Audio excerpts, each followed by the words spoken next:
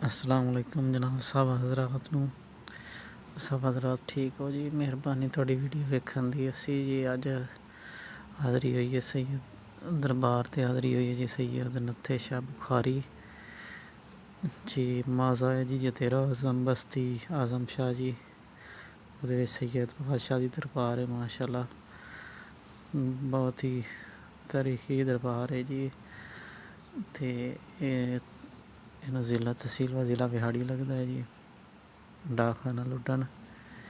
तो रस्ता तुसीं वेख सकते हैं साड़ी इस ते हाज़री हुई है हाज़री का शरफ हासिल होया ये जी बहुत बड़ा कब्रिस्तान है जी। तो असी इत्थे आदे ना जी साड़ी वडेरा की इत्थे कबर मुबारक ने इत्थे आन के दफनाई ने तुसीं वेख सकते हैं माशाल्लाह। तो सैयद जी बुखारी सैयद हाँ जी तुसीं वेख सकते हैं जी रास्ता कैसा है माशाल्लाह।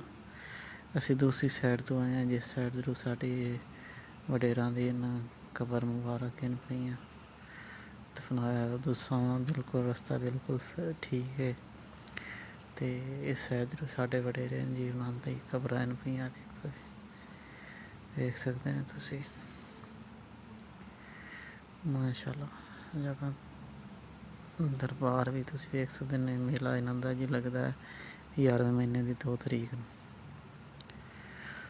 तो अगर किसी को मालूम है कोई वो दरबार इस तरह तो ज़रूर दसो इंशाअल्लाह असी हाज़िर होसां जी। साडा नैक्सट टूर तो है दरबारी का विजिट करन दा। बाकी तुहाडे तावां नाल सारी गल चैनल नूं ज़रूर सबसक्राइब किया करो तो वीडियो नूं अगे शेयर किया करो। वेख सकते हैं जी सामने दरबार है सैयद बादशाह दी। हाँ जी माशाल्लाह वेख सकते हैं सामने दरबार है जी।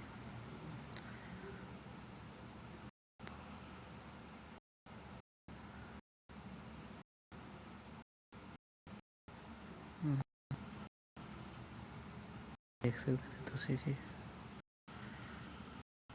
जी साडा अगली नैक्सट वीडियो सी जी ख्वाजा नूर मोहम्मद महारवी चिश्तियां वाले दी।